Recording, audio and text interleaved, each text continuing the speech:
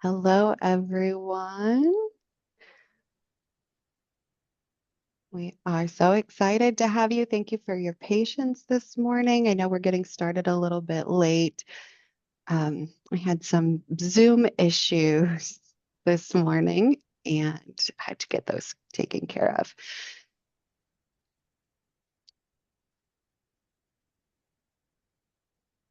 Right. I think everyone is connected to the audio. So we'll go ahead and get started this morning. Welcome to today's Adobe Acrobat Pro accessibility training, where we're going to learn more about accessibility and how to create accessible PDFs and check the accessibility of PDFs. So making sure that those are accessible to those who need it. So if we haven't met before, I'm Carrie Weed, and I'm from the Community Engagement Institute at Wichita State University. And I am going to be helping facilitate today's call.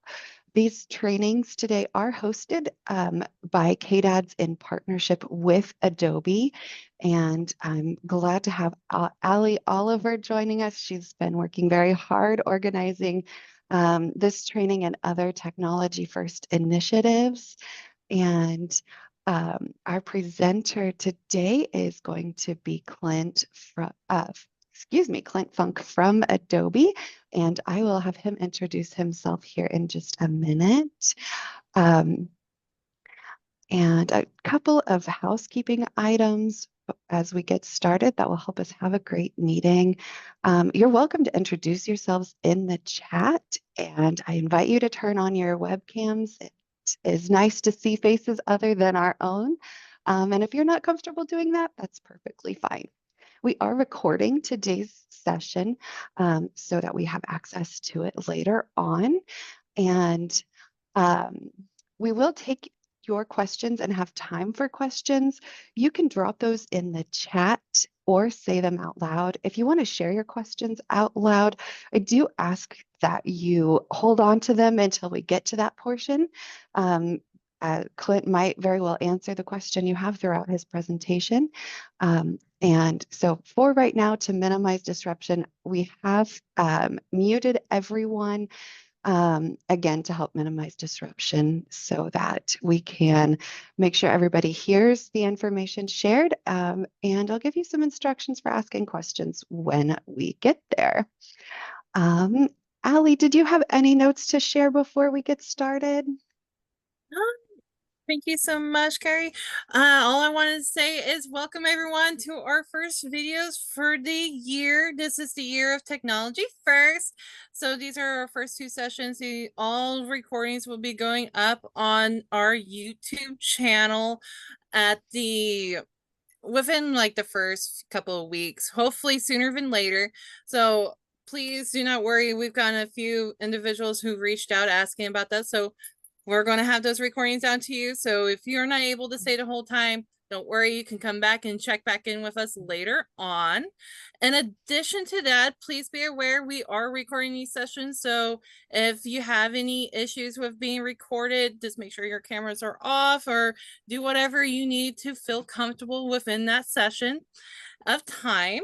Again, I would like to thank everyone who is here, and my name is Patricia Oliver, aka Ali, and I'm the Technology Grants Coordinator here at KDADS, and we would like to welcome Clint Funk to the table. Please introduce yourself. Well, let's go to Scott first. Well, I'm a minor character in this play here, Clint, but I appreciate you including me.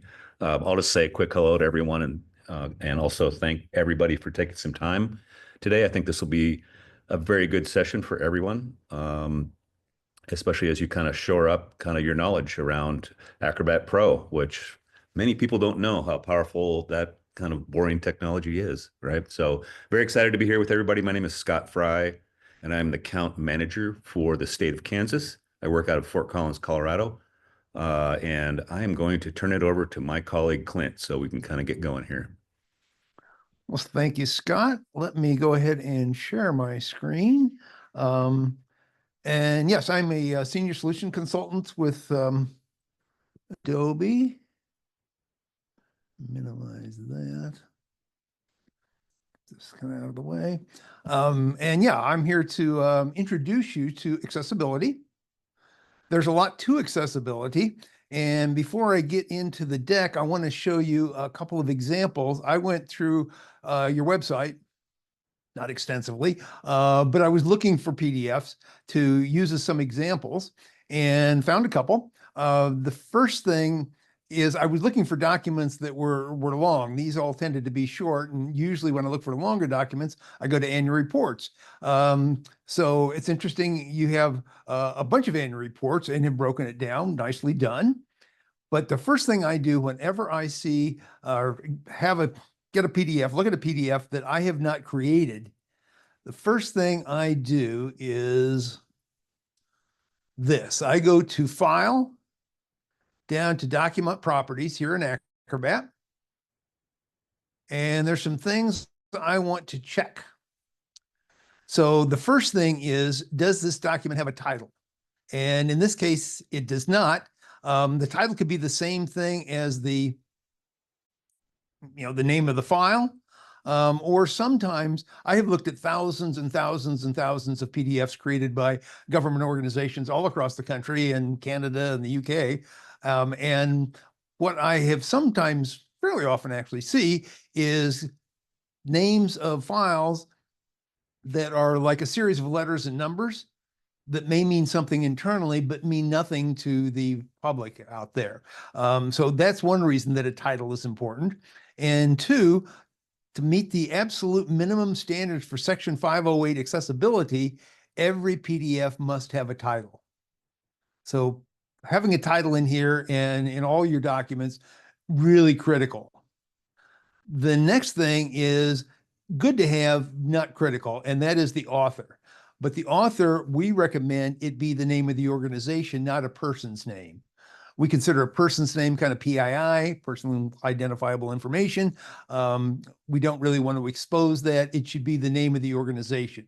Now, there might be an exception to that if it's like the head of the organization and they're making a statement about something or a letter or whatever. In that case, yeah, you might want to use that person's name. But generally speaking, you want to have the name of the organization, not the author. That isn't an accessibility issue. That's just a better PDF issue in general. Subject often the same if you do put one in. Again, not necessary. It's often the same as the title, or it can get into a little more detail. Keywords are handy if you're searching for the document. I also want to know, what created this in this case, InDesign, and how it was converted using the PDF library. That's all good. It was not tagged. So it doesn't meet the two. There's three minimum standards. One is the title, two is being tagged, and three doesn't exactly apply this, but it can. So I'll show you that. I'm going to click out of here and go to bookmarks. So this doesn't have any bookmarks, but it's only 11 pages.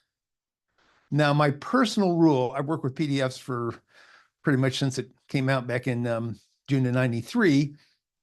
And I have learned through a lot of experience is that any PDF that is 10 pages or longer, this is my personal rule, not Adobe's rule or anybody else's, frankly, 10 pages or longer should have bookmarks. So this is kind of on the border, it's 11 pages.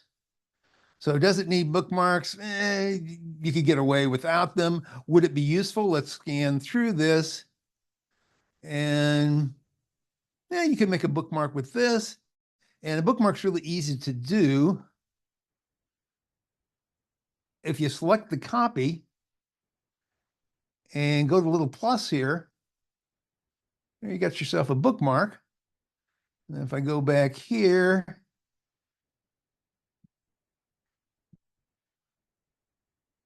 this should be taking me to that page. That's weird. And then do I want one for updates? Maybe not. Like I said, this is small. Do I want one here? So yeah, and looking through this, I don't know that it, again, because it's so short, it doesn't necessarily need bookmarks, but anything that's, longer than this, particularly if it's, 20 pages or more, bookmarks are really useful. The other thing about bookmarks is, let me just show you an example that I use here. This is one of my legal documents. I'm doing air quotes right now because I don't have any legal documents, but I do talk to courts a lot. In fact, I'm talking to courts tomorrow. And I work with law enforcement a fair amount as well. And so I pretend that this is one of my court documents, particularly when I'm looking for different people and doing redaction and all of that. What you want is, when you open this document, you want the bookmarks to show up. So to do that, again, if you go back to File, down to Document Properties, Initial View, you want the selection to be Bookmarks Panel and Page. Page only is the default. So if you have bookmarks, let people know that you have them, because they're not going to know otherwise that they're there. They're not going to most likely know, oh, we should click over here to see if there's any bookmarks. So having them open when you open the document is a really useful feature. Okay, so those are the three things. So a title, being tagged, and bookmarks. And I looked at a couple of other ones here too, and the same thing. I'm just going to use the keyboard shortcut here. Not titled, not tagged, 12 pages, doesn't need bookmarks. Probably not, again, because it's so short. Like I said, 10 pages is my personal rule. The WCAG standard says 20 pages, but up to you. But bookmarks are necessary for accessibility. Those are the three minimum things. So with that, Hey, Clint, can I cut in for a second? Can you explain what WCAG means? Because we may have a few individuals on the call who might not know what that abbreviation is. I don't remember what it all stands. Then I'm for. going to chime in. WCAG stands for Web Content Accessibility Guidelines. There you go. Thank you. Currently, at this moment, we are on standard 2.2, but that is not fully good. across the board. A lot of people just go with 2.1, and I'll get some information and share it within the chat for everybody. Sorry for Perfect. your Thank you. chiming in, but go on ahead and continue. This is great. Thank you so much. So yes, like section 508 is like the minimum standard for WCAG 2.1 or 2.2. So that's why those three things, again, are essential, but that's only the starting point. So let's get into a few other points about things that are needed. So you always want to be on the latest version here, and this is the latest version. So in these older versions that are strike through here, hopefully you're not using any of those. But the latest version, because things are constantly being improved as far as accessibility goes, number one, but also as far as any bug fixes and security fixes are always updated, and it's usually updated quarterly in Acrobat. So checking that you have the latest version is important. And then some starting points. Where do you start with accessibility? So was this PDF created with a scanned image? Obviously, a scanned image is not accessible, so you want to use optical character recognition, OCR, so that you can make it accessible. Is there a fillable form? Are there fillable form fields?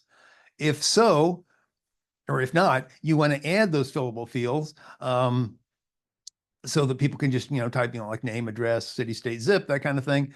They can type all that in. They don't have to, print the document out, hand fill it out. I recently had, I don't see many of those anymore. Used to be, I saw a lot of non-fillable forms, but I had one recently that I made into a fillable form just so I could type in, because my handwriting is bad. I didn't want to print the thing out, hand fill it in, scan it back in, big waste of time. So it was much quicker for me just to make the thing fillable and type it all in. Does the PDF contain any links? If so, you want to make sure that you add those links and make them clickable. And again, accessibility is important for the visually impaired, but it's really important for everyone. Everyone benefits from having scanned documents having been OCR'd, having fillable forms, having links that work. Does there have any multimedia? That's pretty rare, at least in government. And again, I've looked at thousands and thousands of PDFs, and I can't think of one that I've looked at from any city, state, county, local, even federal PDFs that have multimedia in it. So you do want to make them accessible. If you do have that with captions in there, we have a relatively new tool called Adobe Express that actually does captioning in video. A lot of folks are using that. Once you've done all these, you can tag the document. We'll talk about that. I want to go on here, and this is key as well. The source document is supreme. So I would say that of the thousands of PDFs that I've looked at, the biggest majority of them come from Word. I would say the second probably is InDesign. In either case, both have accessibility tools. And since Word is the majority of tools, the applications that are used initially, it has good accessibility tools built into it. It even includes a little AI to identify images, which works fairly well, sometimes not so well, kind of depends on the document. So you might have to go through and do that. We'll talk more about that in a little bit. But does the source document allow the author to make an accessible document? And the answer to that is hopefully yes, but Word certainly does. PowerPoint, Excel, InDesign, they all have accessibility built in. Word has the accessibility checker, so does PowerPoint. Does the author know how to make an accessible document? That's really key too, because again, the source document is supreme. You really want to start off with as much accessibility built in as you possibly can. And a lot of times, this one's key too, it's easier to remediate the source document than the converted PDF. So as much as you can do, in fact, in some cases, it might be easier to take that PDF, if it was created in Word, for example, export it back to Word, put the accessibility in there, make a new PDF, and go from there. You probably have to tweak it a bit in Acrobat as well, but the more you can do in the source document, the better off you're going to be. Oops.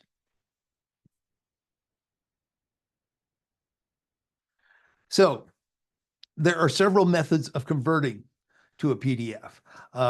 The Acrobat plugin is the best thing to use.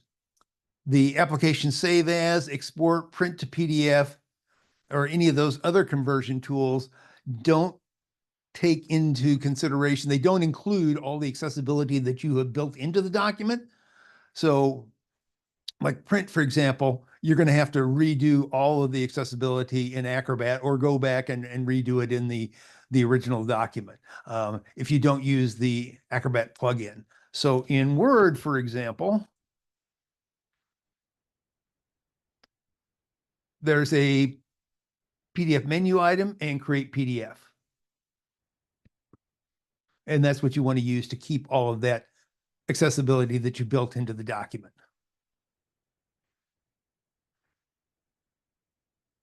So here's that, and you just saw it.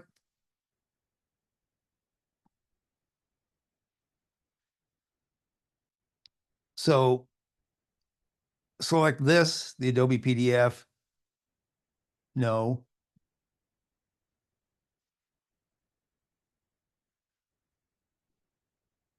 And converting from Word, again, add the bookmarks. You can add the bookmarks. You can add a title in Word. You can add an author in Word. You can identify the images if there's any images in there.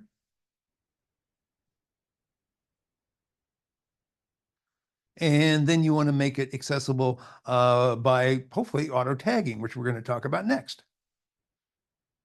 So there's a lot to accessibility, and you're not going to learn everything there is here, but hopefully this will be eye-opening to get you going. Once you get going, one thing that you might want to do to learn more about it is I'll send this link to you.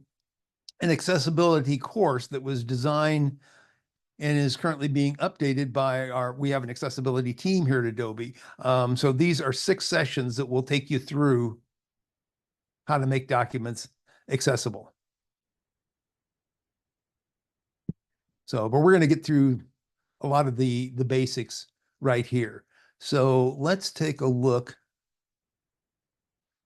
at another document. And oh, by the way, I've got a couple of documents here too that I will send and share with you. There's a lot of information on our website as well. So here's one that talks about PDF and accessibility and what to do with it. And then here's another one of verifying accessibility. So there's a lot of things. If you do a bit of a search in Acrobat, there's a lot more information here. And again, I've got more information that I will send and share with you. Let's get back into Acrobat here and look at one of those documents that I'm going to share with you. And that is this. So this is something that I put together. And if you, again, if I go to File, Document Properties, you can see that I put a title in here. I put the author. I did create this, but our rule at Adobe is we don't put our personal names in. We put the name of the organization, Adobe, obviously. I did add a subject line and a few keywords in here. I created this within Design. It is tagged. It's only 8 pages, but it does have, when I open this document up, it does have the bookmarks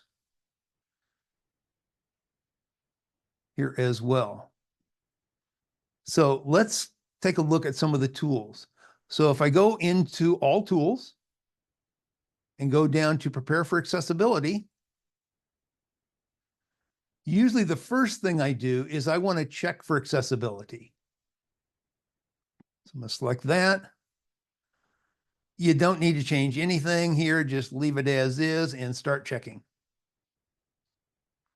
And you can see it's pretty quick.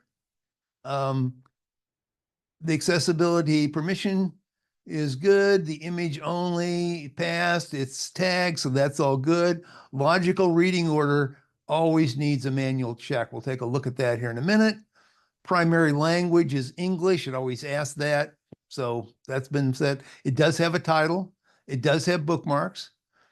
Color contrast needs a manual check, and that's pretty much just going through it. It's black on white, so should be good there.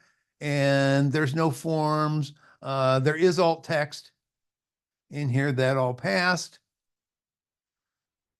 You can see here all the tagging that passed here. So I made this accessible after I created this document.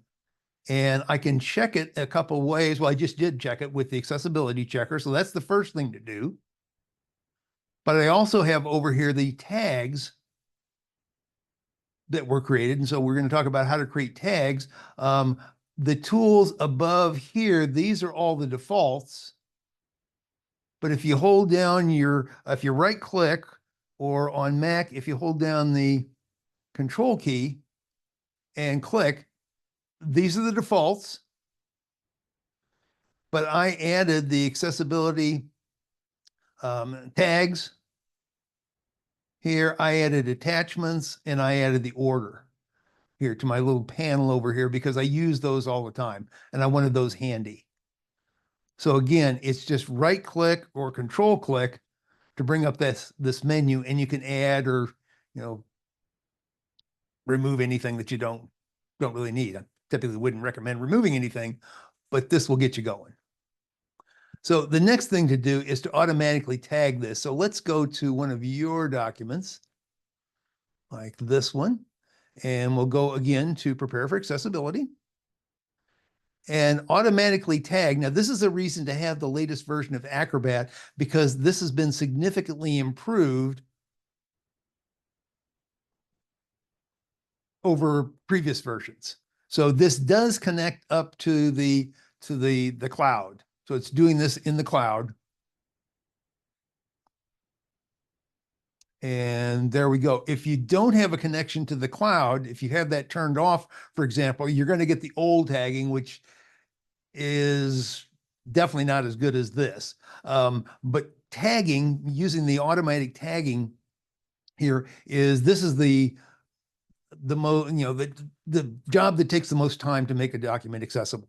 And here it did it, in less than a minute, just went through everything. And then you can go through the tags and see, kind of what's going on. Things. Page 1, okay. Page 1. And you can see as I click through this, what all of this, what all these tags are. Now, again, that section on, that I showed you initially on the web, that our accessibility course, I'll send you, it explains all of this. I'm not going to get, I don't have time to get into all of these things that are offered here, but the accessibility automatically tag, this is a really, really valuable tool. Now, if you have a lot of documents that you need to tag, we have an API that will do that. And let me switch back over to here to my browser and go here. Oops, here. No, here. This is an API. So this does the same thing that I just did in Acrobat. So if you're doing it one by one, going through and making documents accessible, there's an API. Now, this is just the trial. So you can only do 10 a day. There's limitations on this, but you can select a file and run it through this, and it's going to do the same thing as I did here. So as I'm going through, a document I just created like this, let's say, I would do it here. If I've got a bunch, historically that I need to go through and make them, because it is now the law, accessible, that API is going to help you do all of that, because you can mass process a whole bunch of them at one time. So we did the check for accessibility. We did the auto tagging. There's no form fields in here, so we don't need to worry about that. Alt text is for images that need to be identified for the visually impaired, telling them what it is. And like I said, if you're creating this in Word or you're creating this in InDesign, you can add the alt text there. You can also add it, obviously, here in Acrobat as well. So this, as I scroll through this, okay, there's some charts and tables here. Let's see where we are.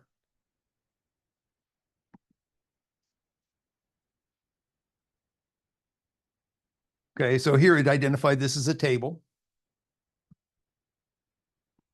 And identified this as another table. So this tagging gets pretty complex. There's also the reading order here as well. So the first thing that you'd read here is, let's see, where is number 1?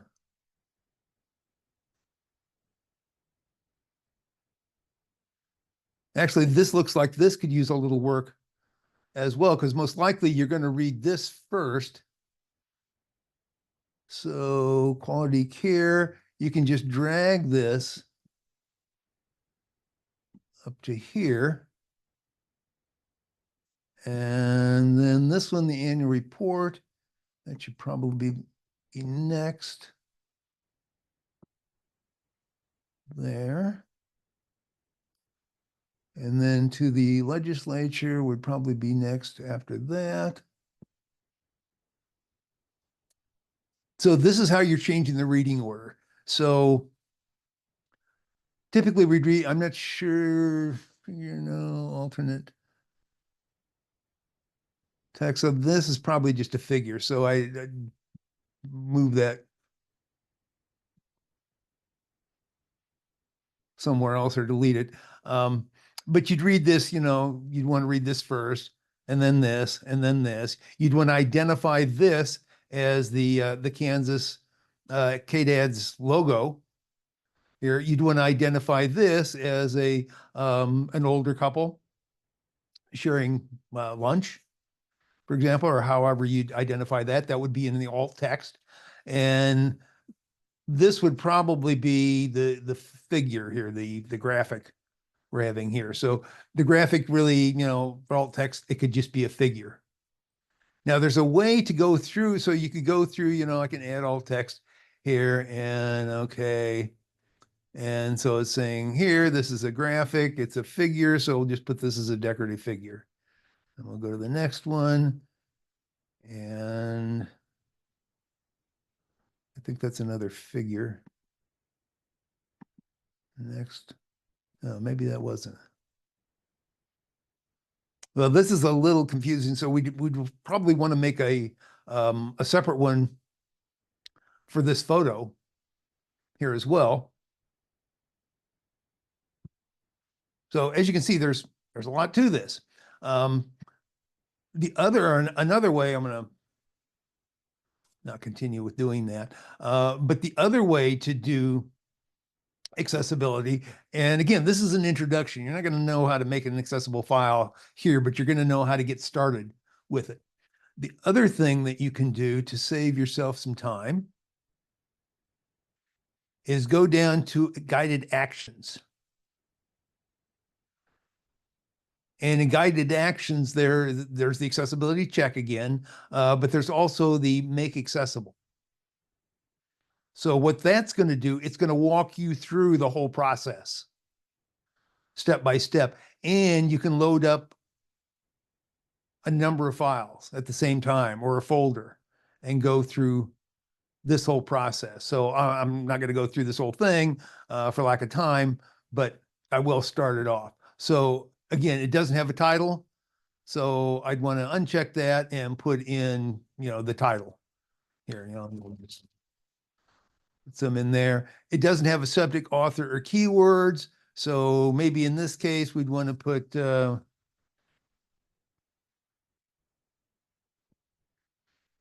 KDADS in here. And I really should do better than that. Let's see, this is or even though I know you have a number of them, you know, I'd add more than that. So we'll say okay on that. And then it's using English. So we're good there.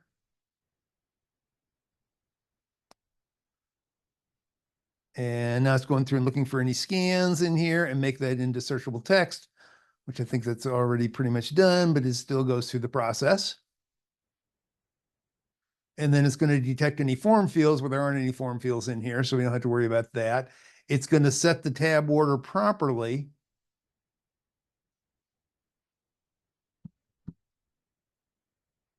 Go back to my, it's not going to let me do that while it's converting things here. But anyway, this will take you through the whole process. And I find this pretty useful.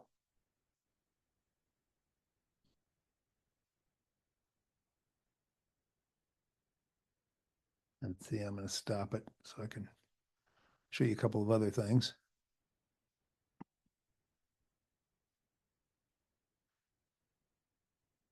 Let's cancel that. Okay.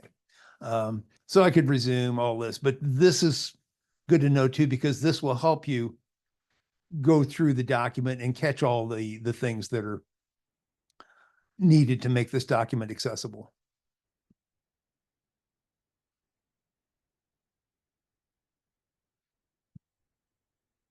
So you've got a couple of things: prepare for accessibility, and then the guided actions to help you create both of these. And then, as I said, I've got this accessibility document that I'm going to send. I'll email it off to Allie, and she can share this document with you. And it talks about pretty much everything that I've been talking about here to kind of get you going.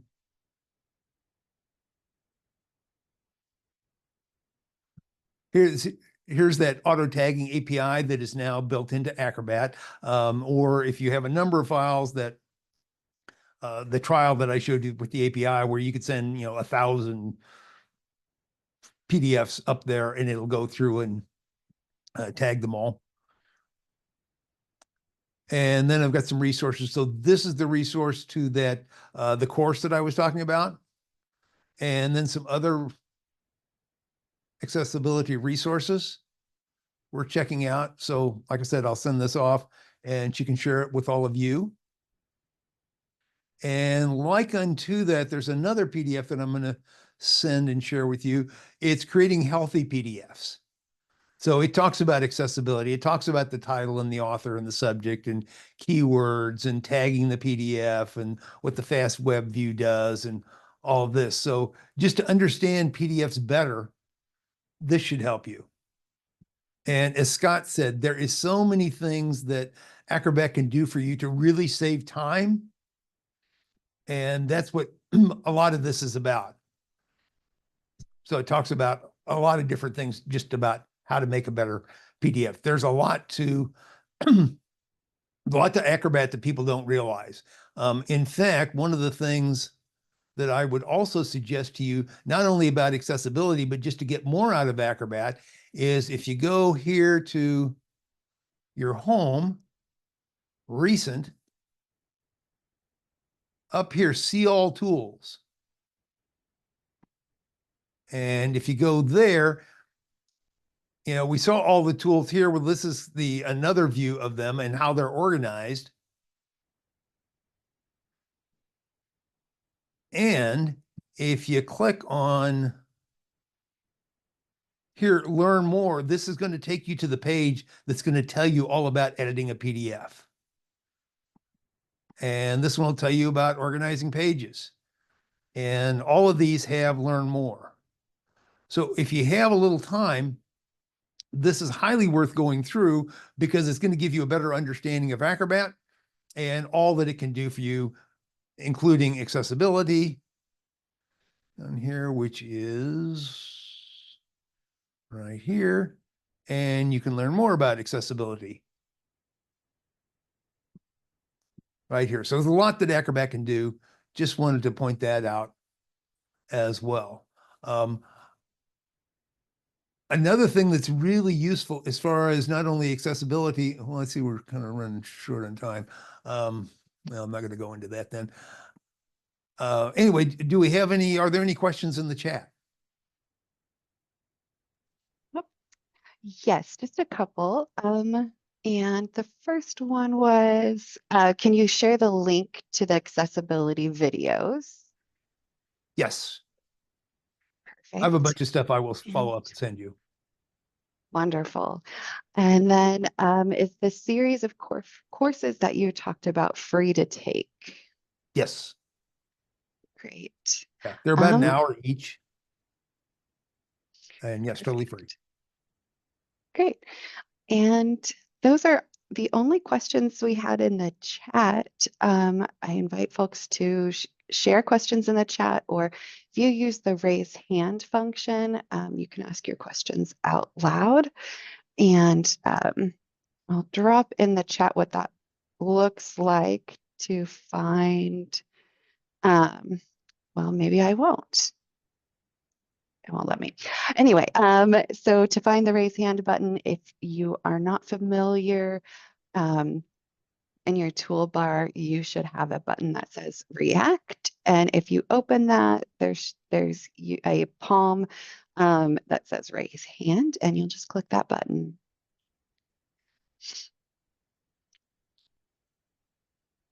Yes. All right. Go ahead, Clint. Put anything in? Yep.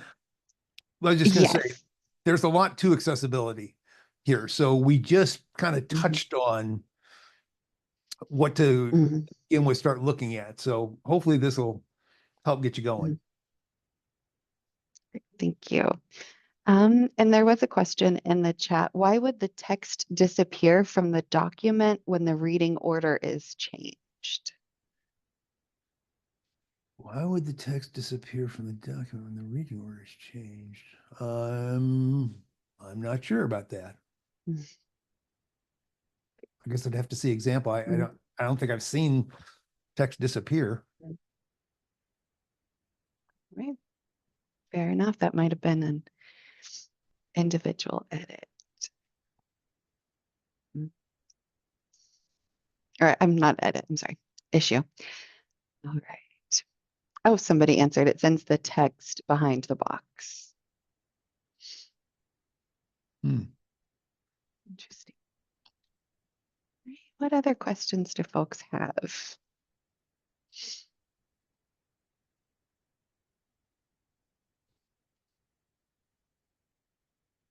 I'm not seeing anything come through. Okay, well, Clint, thank you so much for sharing all of this great information. And Allie, of course, thank you for organizing and bringing the great folks from Adobe to Kansas to share this information. And like Clint said, there's a lot of resources that he'll share with us. So once those get to Allie, we'll get them posted or sent out to you by email and also posted on the KDADS website. Thank you everyone for joining us today. We'll see you again soon. I think most of you will see again this afternoon.